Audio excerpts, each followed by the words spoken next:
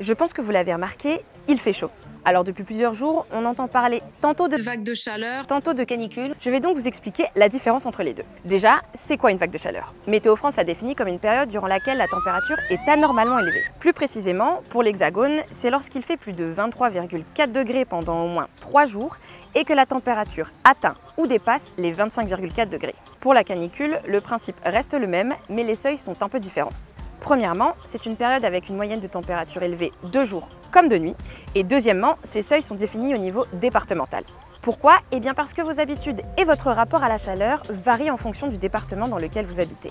Ce qui m'intéresse, c'est pas de savoir s'il fait plus chaud dans un département ou un autre, mais si les températures observées dans ce département vont conduire ou non à des impacts sur le plan sanitaire. Alors ça va être la surmortalité chez les personnes les plus fragiles, mais aussi de la morbidité, c'est-à-dire les gens qui ont des malaises, qui se sentent pas bien, des coups de chaud, de la déshydratation, etc.